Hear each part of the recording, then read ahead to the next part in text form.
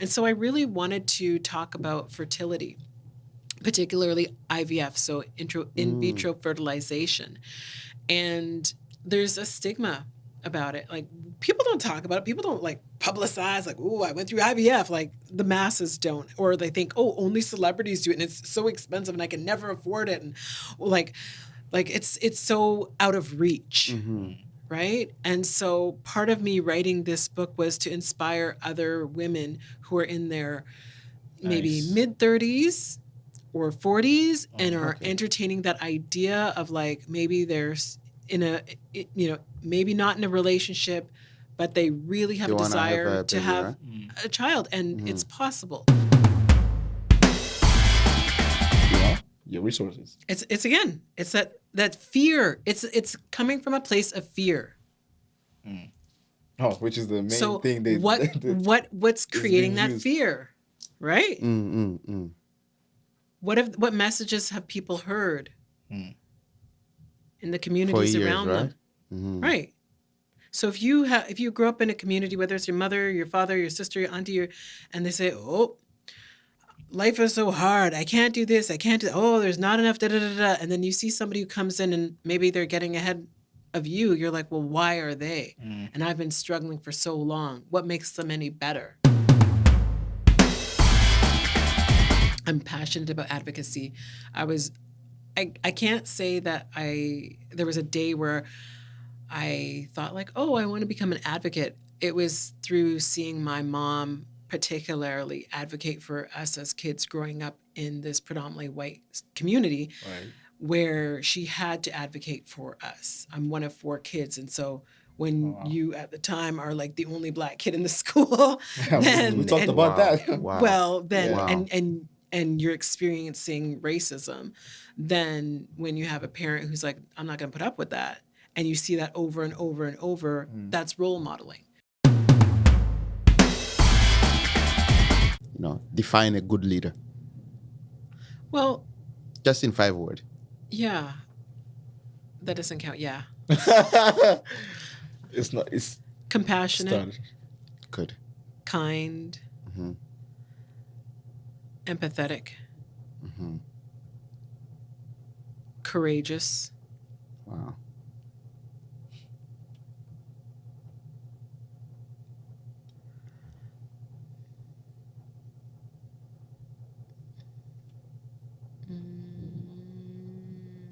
Heart-centered. Why did they bring Africans to the North Americas and Europe and all over if they're so lazy? Why? Why? Why did they do that? We're the most hardworking people out there.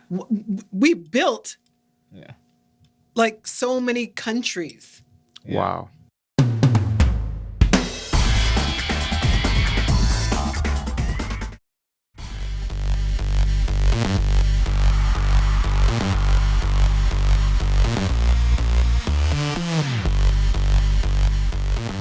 What's going on, Afro Diaspo Nation? We are back with another sensational. Let's go. You said it pretty good this time too. I like it. You improve it slowly, eh? It's going there. When I tell you guys it's a sensational show, it is gonna be a sensational episode. Today, last week we talked about the community, how we're gonna impact that a little bit. And we promised you guys some episodes somewhere around we'll be talking about dive into a community.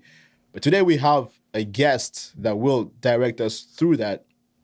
She's done a lot in her career. She has a lot of stuff, a lot in her bag, but we're going to discuss it. But before that, you know the drill, guys. We will head to the hot list of the week. The hot list. Major.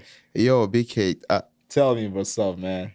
I'm just going to talk about the song of the week, which is Focus. That's the song of the week, Focus by Baracka. And check it out. And then we have the artist of the week, who's Frank Divine. Yes. He has a concert on May 11th. Next month, right? Next month, yeah. Next week. May. Is it next week? Or? Well, it's in a few days. Whatever it is, But again. May 11th. May is in a few days. May 11th, maybe next week. Yeah. Frank is an artist full package. He's a pianist. He's a singer. He's a leader. He has a team. He's not gonna come in front of you just singing himself. He's gonna come with a big choir. These guys can dance.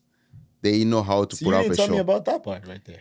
Oh I man, didn't know they can get the dancing going on. bro, I've been in churches where these people perform.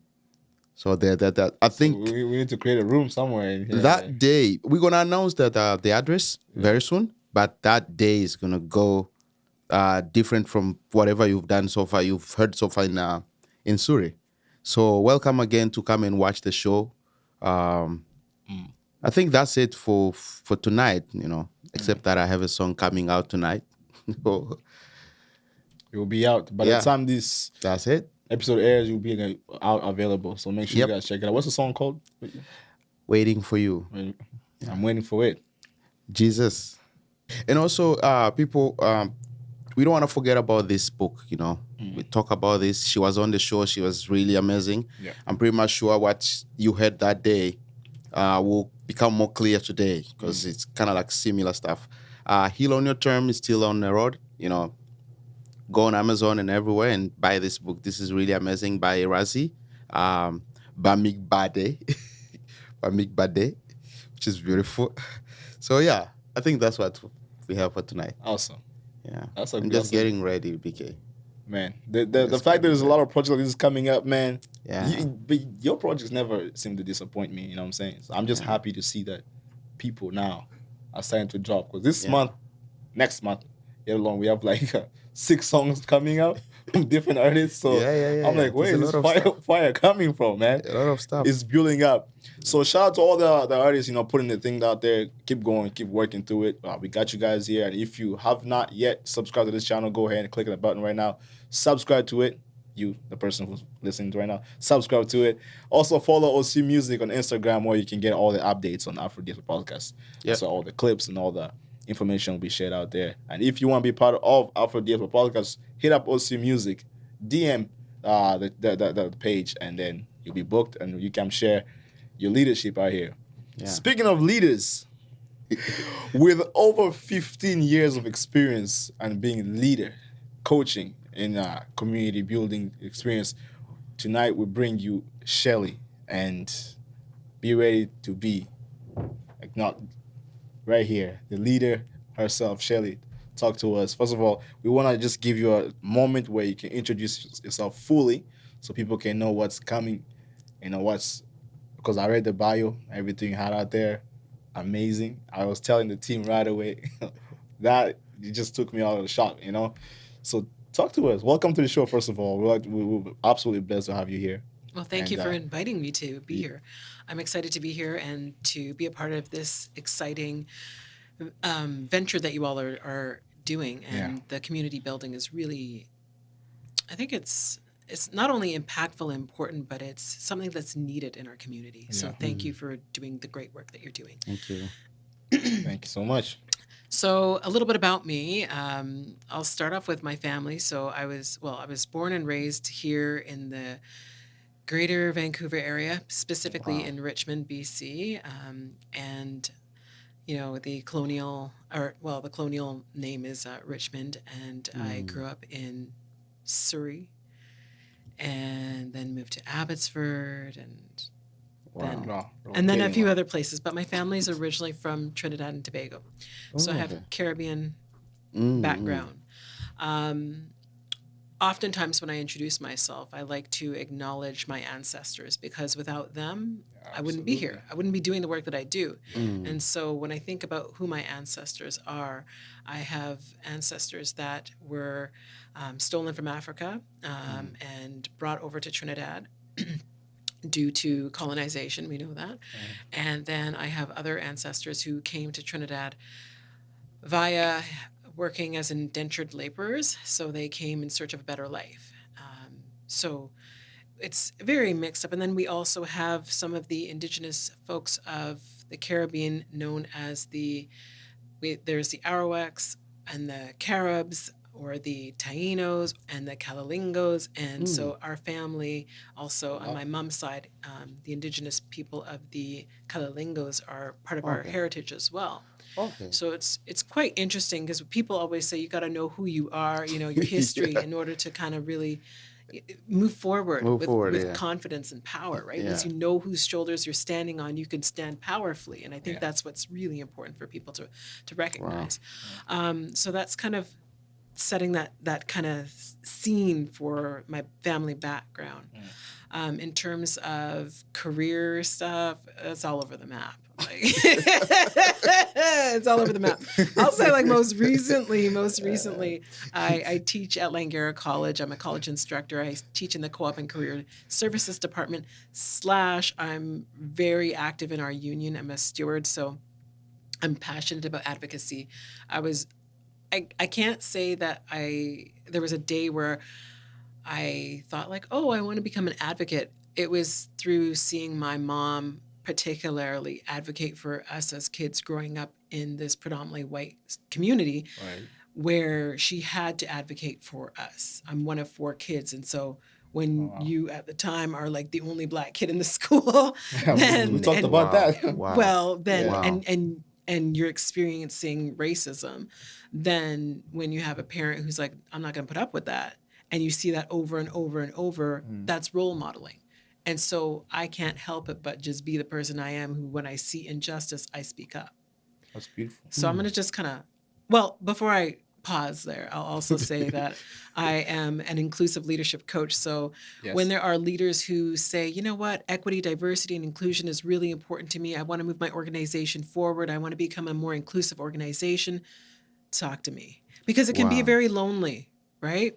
Particularly when you're working in an organization where they say they want change, they say they want it to be inclusive, but then that's not easy. There's a lot of oftentimes fighting against the system. That's what it entails. So that's an aspect of me. I'm a mother to a toddler who's full of energy and exciting. I'm an author to a book here, You Only Need One Good Egg, Manifesting a Miracle. And I'm a community builder. Like, that's who I am. I love to see our community thrive. Amazing. When I say our, I mean Black, I mean people from the African diaspora. I mean, that's my priority, because that's part of who I am, part of my identity first. Yep.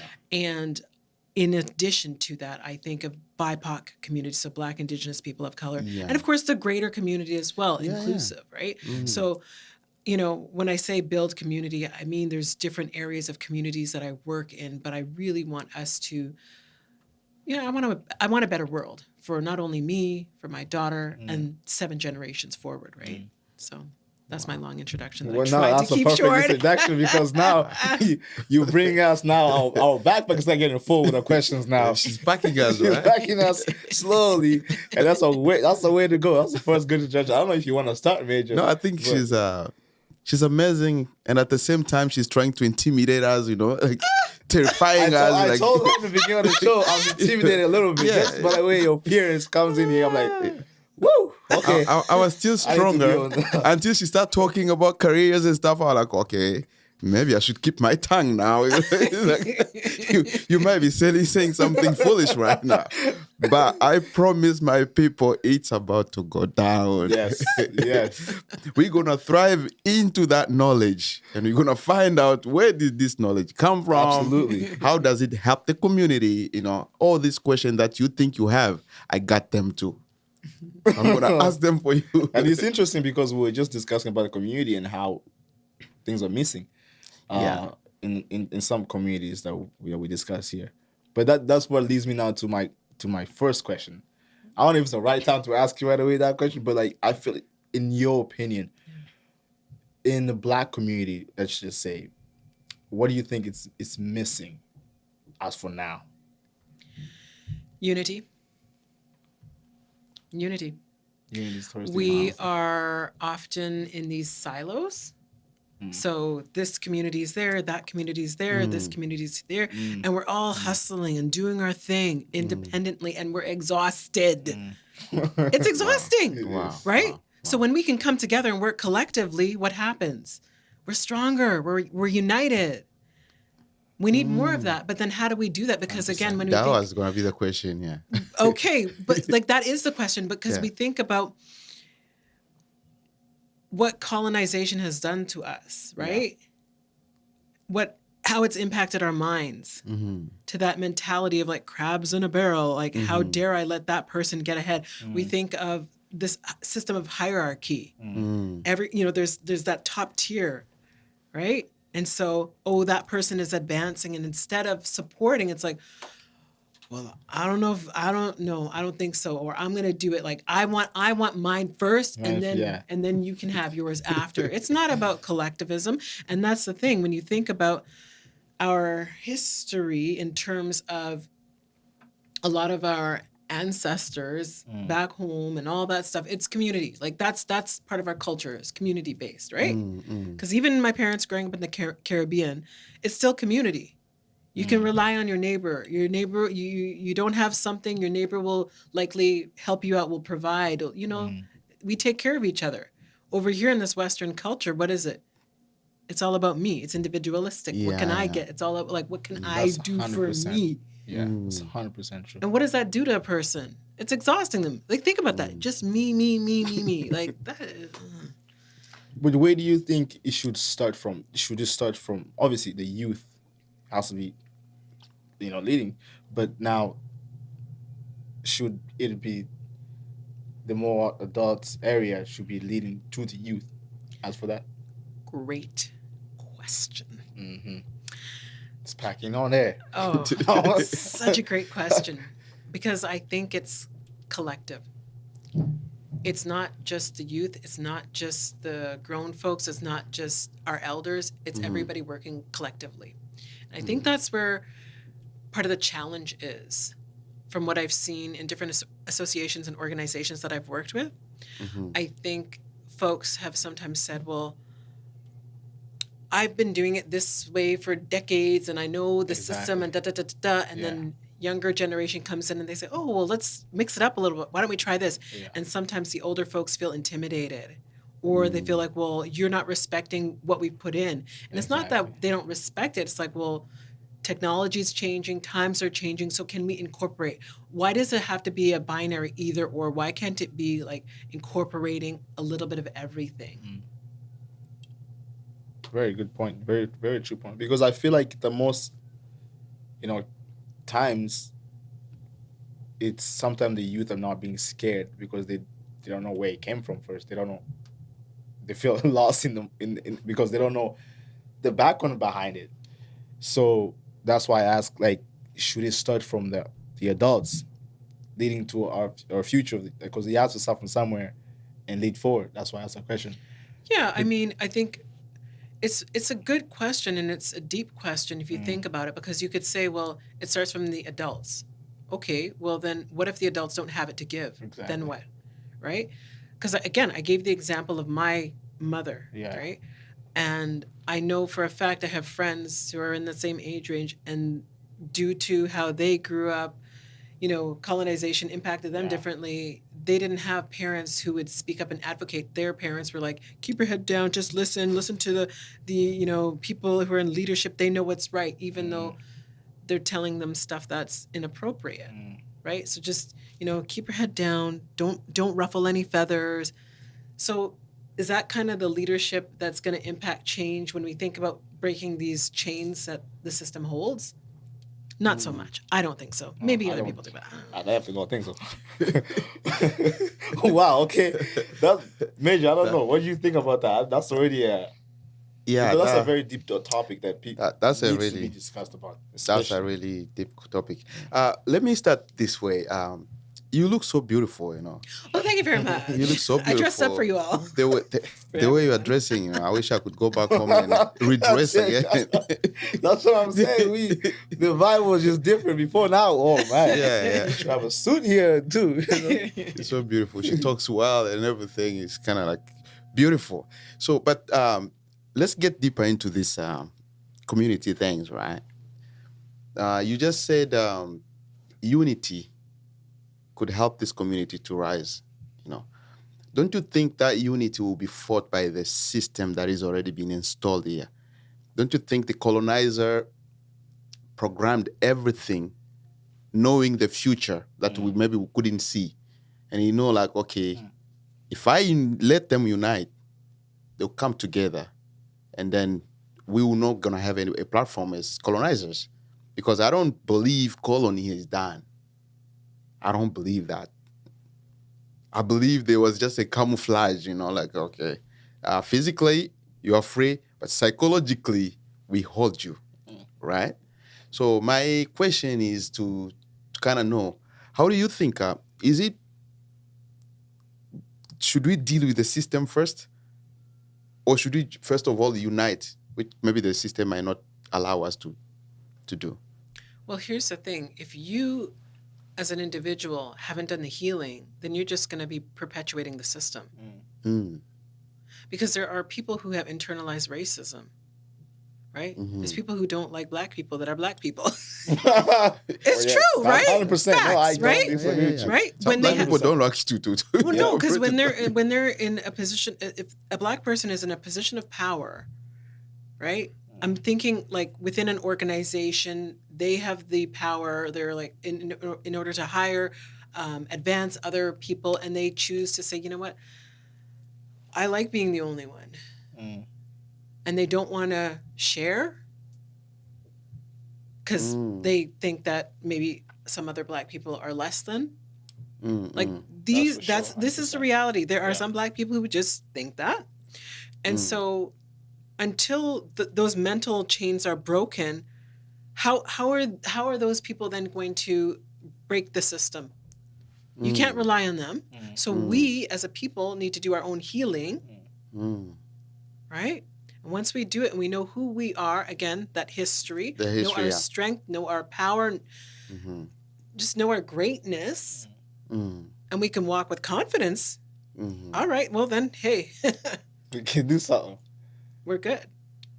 We can create our own, which is what I choose to do oftentimes.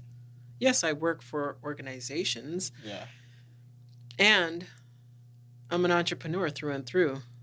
It's in my veins. It's in my body. My grandfather was an entrepreneur.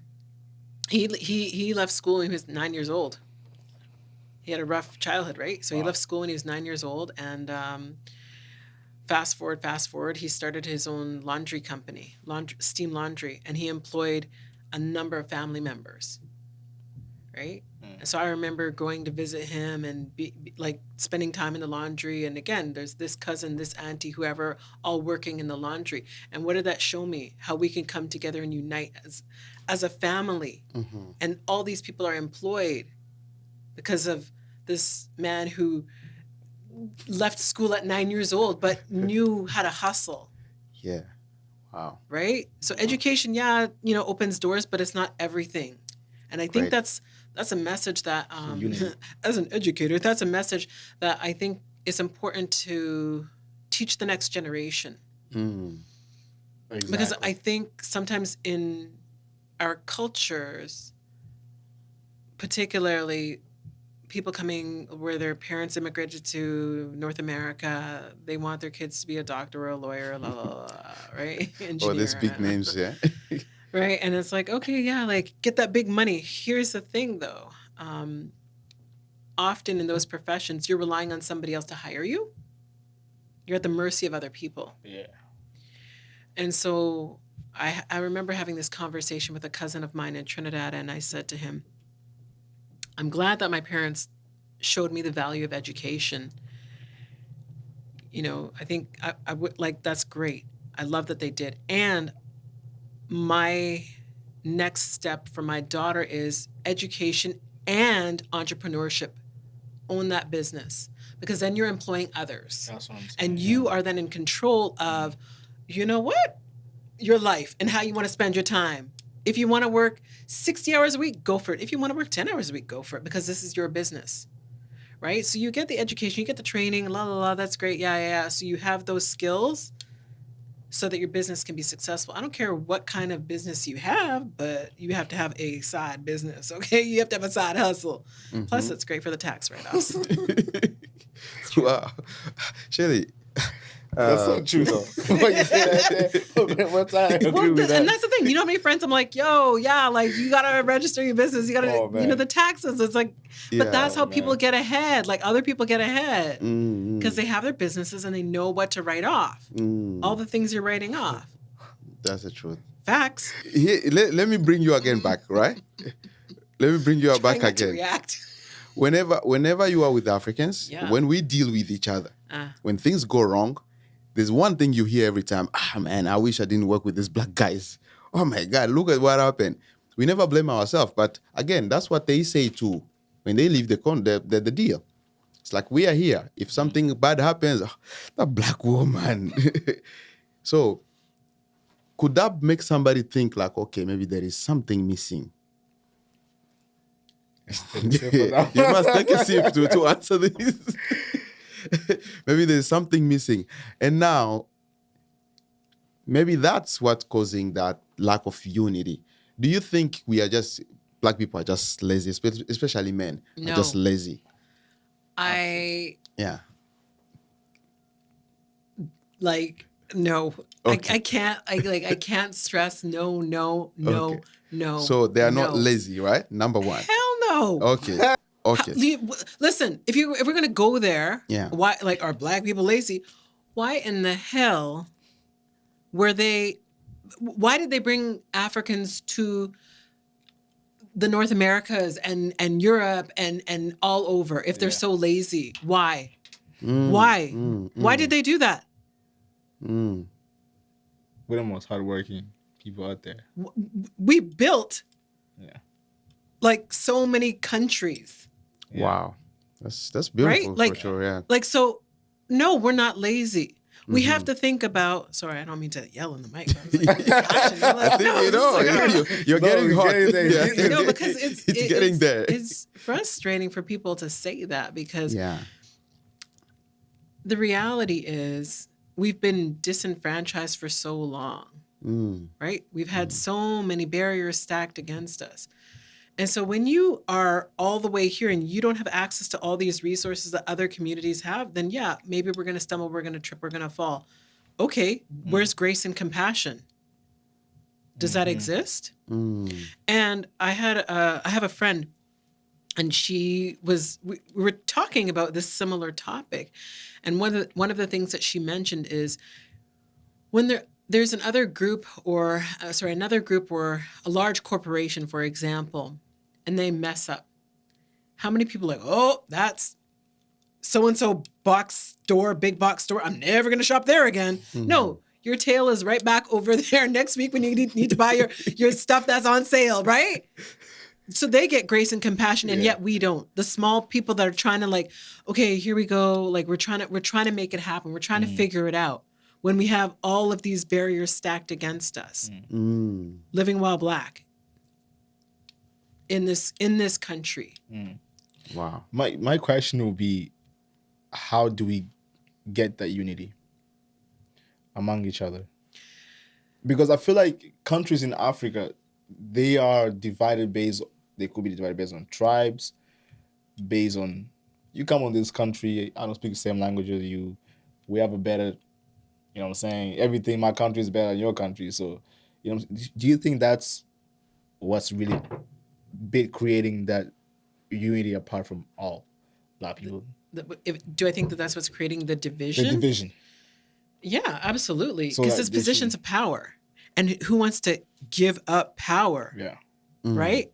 Because again, think about it. When you have this position of power, it gives you access to certain luxuries in life.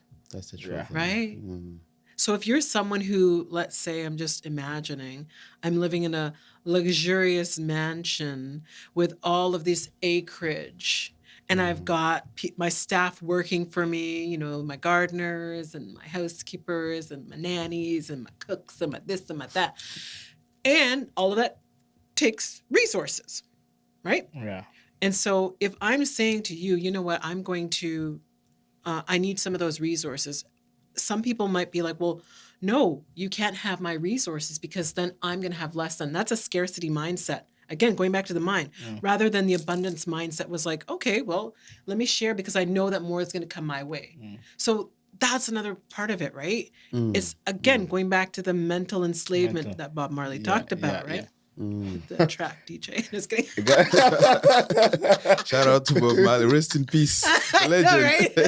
The legend. Can't go wrong with that. Yeah, can't go wrong with that. But I don't know how it is in the Caribbean countries, but I know that's how it is in African countries, most African countries. How it is very similar because that's the thing that really just creates all the conflicts and whatever it is. Well, and But there's colorism too, right? Yes, absolutely. Mm. Proximity to whiteness. It's so layered. It's so deep.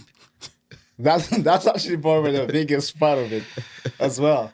But I fail to understand how. What do they have to do to get past that? Is it not something based on their ego or they just Wait, you see where she's putting? Here. Yeah. So it means we are lacking that, right? It's the mental. Are we lacking that mental? No. It's that mental bondage. Mm-hmm. Until we break free and understand that we are not living in this society of scarcity. Like when you think of the planet Earth, how large it is, the continent of Africa, the countries within Africa, like even here in North America, the landscape, there's abundance. Are we depending on somebody else to provide those resources for us? Or are we those resourceful people who say, you know what, let me go and find and create those resources? I believe in manifestation too. So I believe that I can, manifest what I really want to create in my life. Beautiful. I wish everybody would think like that, to be honest with you. Well, Maybe you know, we might If have they need a some- coach, I mean, I might know somebody. I'm saying 15 years coaching, you know what I'm saying? So if that's what we're here, that's why we brought you here. So you can take us through that. And you also mentioned in your sorry, Major, if you had anything, I just have a follow-up question on that. I'm bubbling right now. You know. After this, I swear. You finish. You can't wait to hear from me. So I've going through the bio. Once again, very beautiful bio you had there. You would just touch me in other ways. You also work with the newcomers, you said. I do.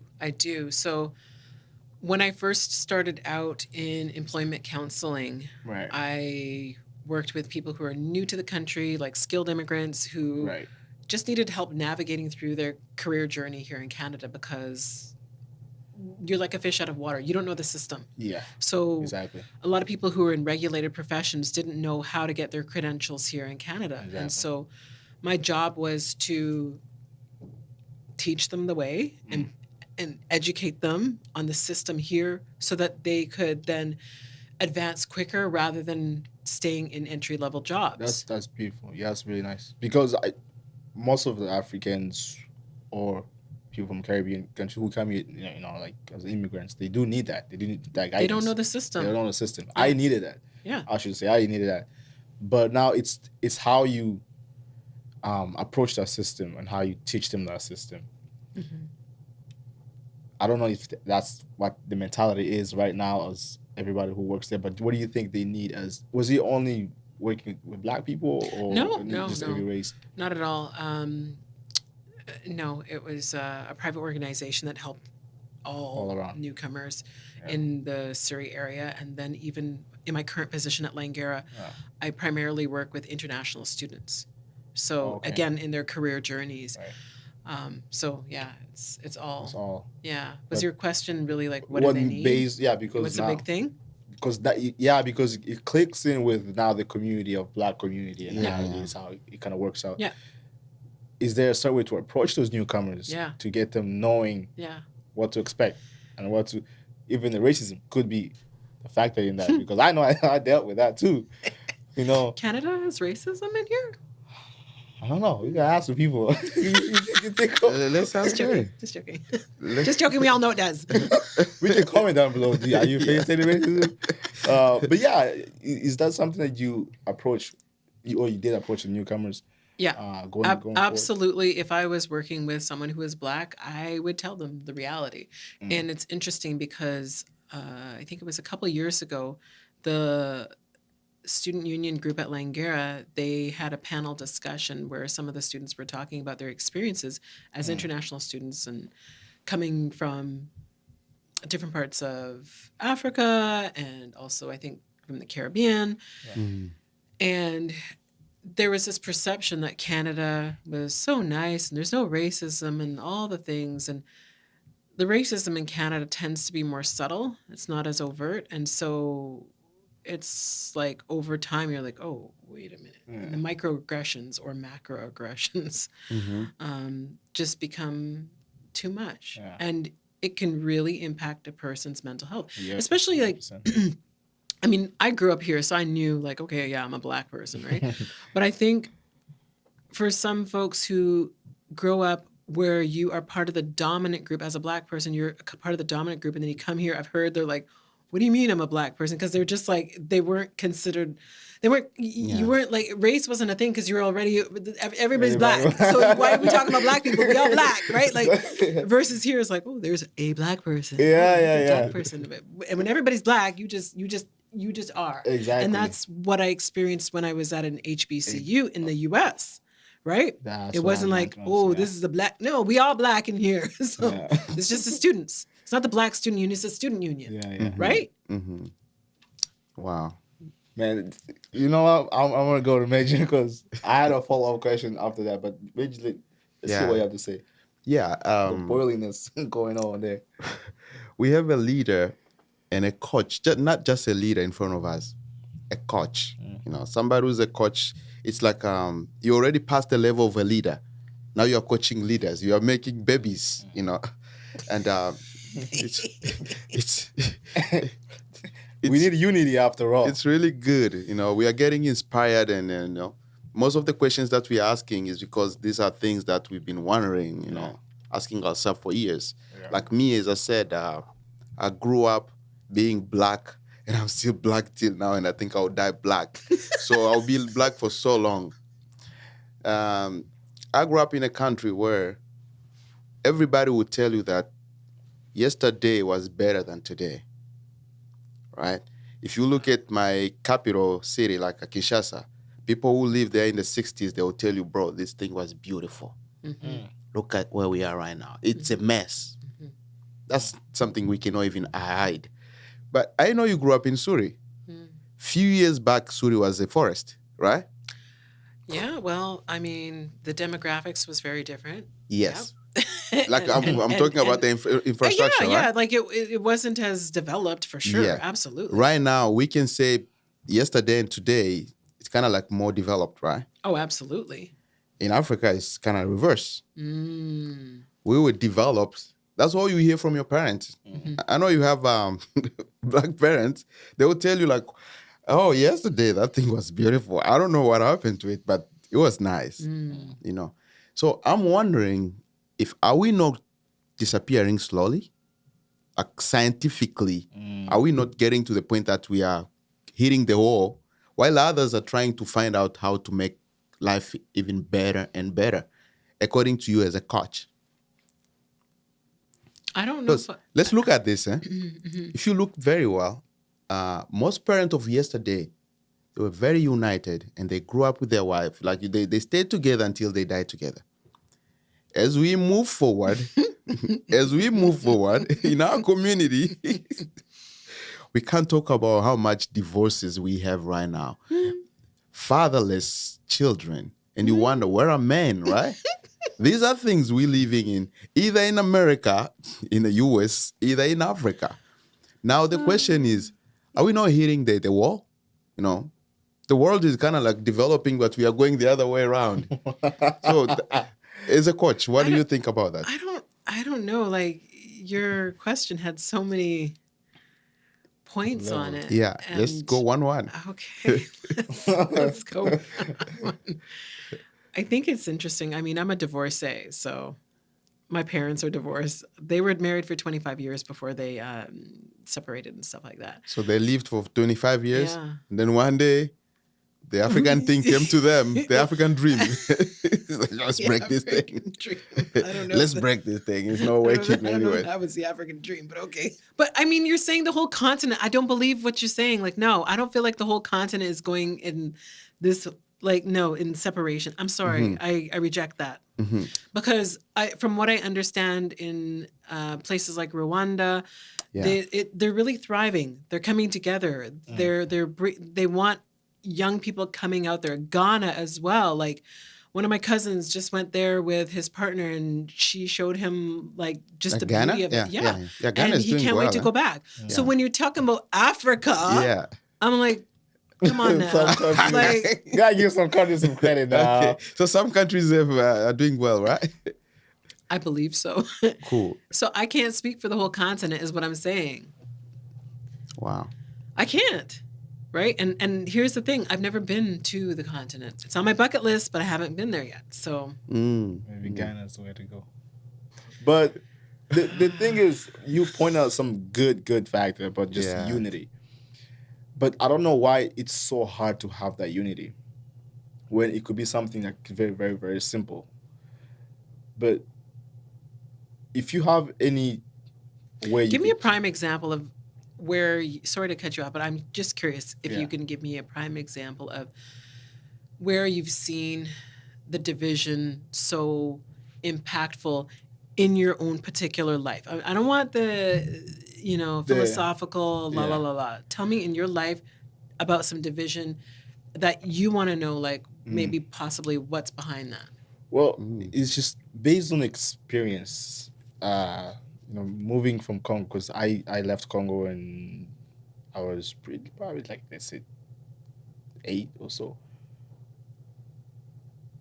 maybe 7. I left and I moved to a country just nearby, Uganda, and just that experience of, as soon as you're there, you're completely treated as a different person, even though you have the same skin, you look the same, you live the same, but for some reason it's just they see you. They just don't feel like you fit in. They don't like you automatically. I don't know why, but they just don't. Because you're a foreigner. So that's to them. To them. Yeah. To that's the people. division. To the people that you engaged with, perhaps. Probably. I wouldn't say everybody is like that, particularly, but I would say the majority of people that they were there, the Congolese, they know exactly. They've gone through the same thing. Where it's like, oh, look at this Swahili's here, because that's who we are. We're Swahilian people.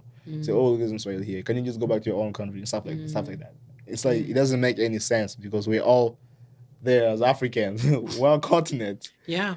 What is so wrong with being there? My biggest first guess would be the scarcity mindset. So, are you coming to take our resources? Whether it's jobs, whether it's land, etc.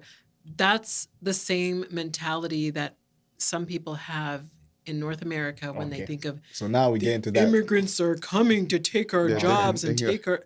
No. Again, that's that scarcity. Like, oh my gosh, like I don't have enough. There you go. Yeah. There's plenty. So that's definitely one of the first ways to solve that division in a way. But how? That's the problem. But she just said it, basically just said right there. But not thinking we're coming there to take, your resources. It's again, it's that fear. It's coming from a place of fear. Oh, which is the main thing. What's creating that fear, right? What messages have people heard in the communities around them? Right.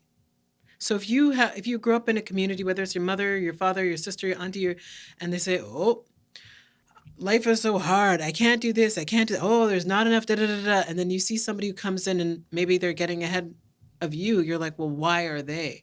And I've been struggling for so long. What makes them any better? Right? Instead of focusing on like, what can I do to improve my situation? You're focusing on the other person. Where are you spending your energy?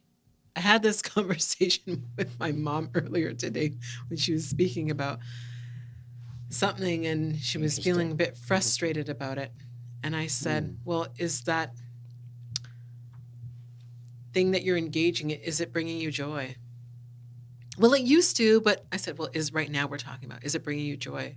Says you only have so much time on this earth. So if you're engaging in activities that are not really serving you, why are you doing that?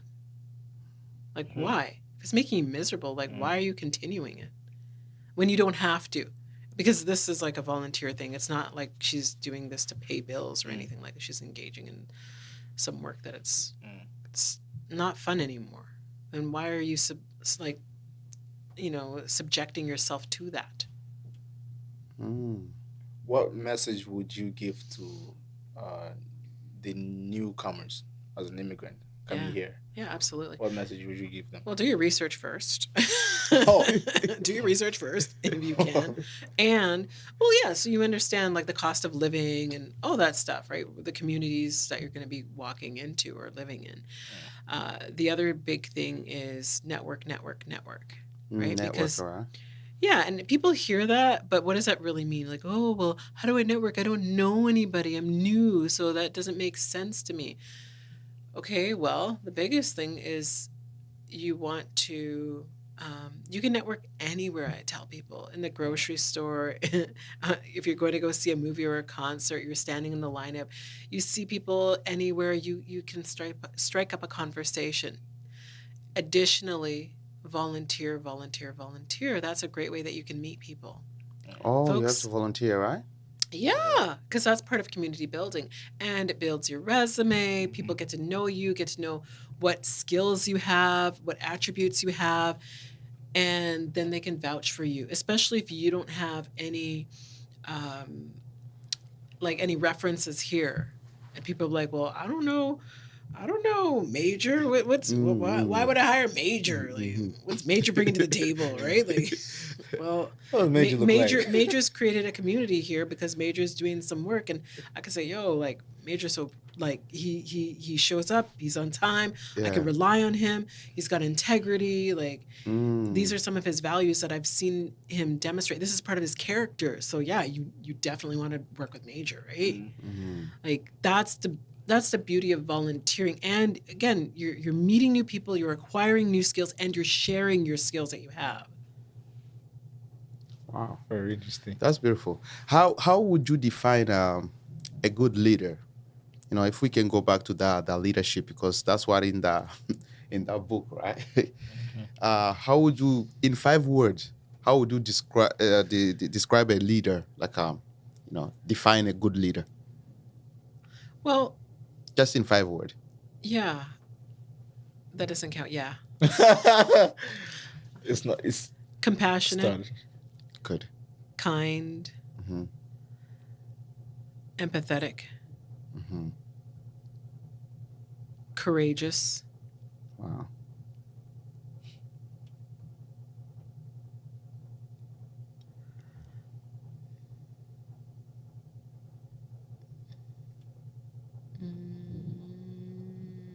Heart-centered. It's 5.5. Do you think the African community need more of those ones, like more leaders? Well, do you think? No, I mean like the Black community, because now when we make African, it's kind of like just Africa, but the Black community. Do you think we need more leaders for more leadership and stuff? I think that, yeah, they're there, and again, some people